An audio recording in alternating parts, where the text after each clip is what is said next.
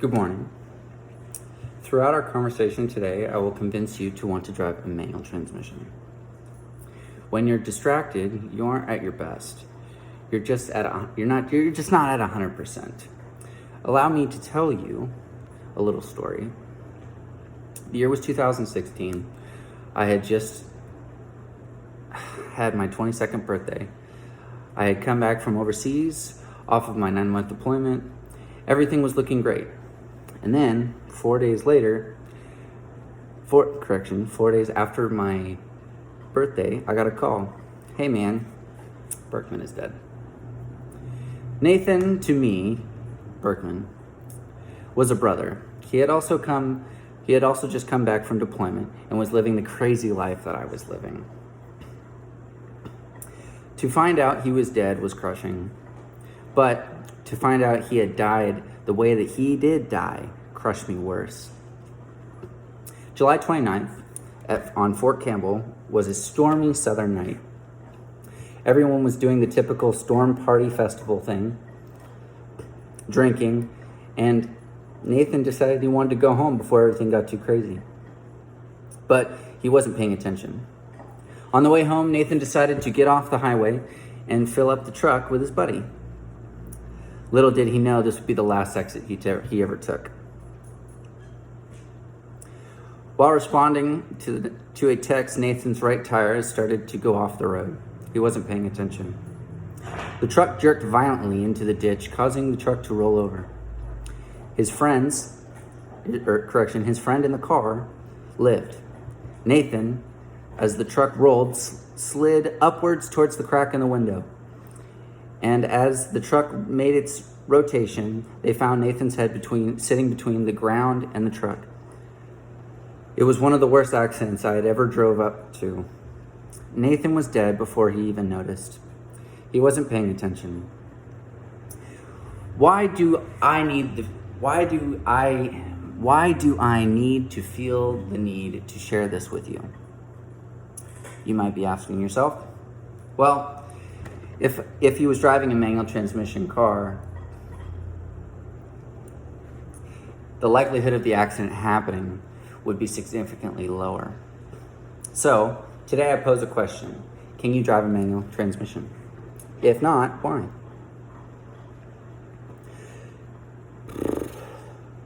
It doesn't take a rocket scientist to know that the majority of us in this room text while driving. Hell, I'm even guilty of it from time to time. But according to Miller and Zois, a popular law firm in Maryland, 3,000 to 6,000 people die every year using cell phones while operating a vehicle. A study by the AAA Foundation of Traffic Safety found that 87% of drivers view texting and driving as the most significant hazard on the road. In fact, drivers are more concerned with texting and driving than they are with drunk driving. That just seems ridiculous, I know. But AAA is a company that I would be willing to say a majority of your families have business with. So maybe if he wasn't texting and driving, and he was driving a manual transmission vehicle, Nathan would still be alive today. But he wasn't paying attention. Let's say Nathan wasn't texting and driving, but he was eating a sandwich.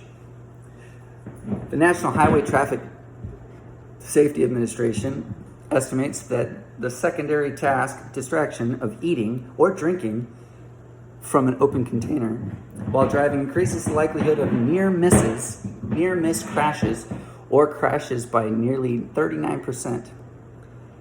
These near misses or crashes become the staple of a memory you might have of a loved one.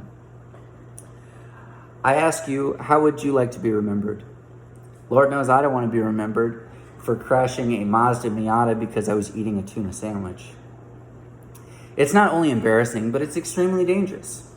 Now, if he was driving a manual transmission, the picture would be different, because while driving a manual transmission, you'll have to do downshifts and you'll have to plan those out, utilizing both hands while operating the vehicle instead of divulging in that lovely sandwich. Yet, Nathan wasn't paying attention. It is hard to believe, but wandering minds are as dangerous as any of the following I have previously explained.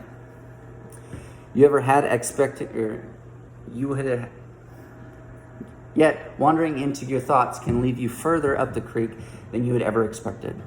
Your mental health and the monotonous task of commuting may cause this. Research provided by ScienceDaily.com proved that mind wandering in volunteers during a driving simulation, when prompted at random during the simulation, the volunteers reported mind wandering 70% of the time. Using electropsychological measurements, the researchers could identify specific changes in brain patterns when the volunteers when the volunteers' minds were wandering. Now, we could sit here all day and talk about what if scenarios, but as I explained before, and will continue to explain, is that if someone was there to occupy the mind while driving a manual transmission, maybe Nathan would still be alive. But he wasn't paying attention. With technology today, cars should be safer and can almost drive you safely without your full attention. Having said that, driver aids should never be the reason you don't have an accident. They should always be secondary to you. I strongly believe that if Nathan was driving a manual transmission, he would be alive today, which is why I try and convince everyone I know to drive a manual transmission, even you. Look around the world, for example. We are the only country that primarily drives automatic transmissions. Is that a coincidence? I think it's laziness.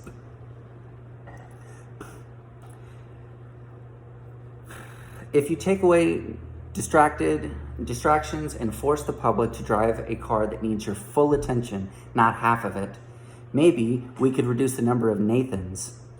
I know everyone in this room has been affected in one way or another by someone being distracted at the wheel. Just think, who's your Nathan? Could they have had a different outcome if they had been driving a manual transmission? It's hard to say. Let me leave you with this. Why would you allow something other than yourself to control your ability to understand, comprehend, and act in a life or death situation? Having loved and lost because of distracted driving, we should feel as a society that driving a manual transmission makes you pay more attention and creates a situation that doesn't allow for you to be distracted. If I was you, I'd ditch that automatic car that you have and get a manual. Anything worth doing isn't easy. So please, come take this leap with me and pay attention.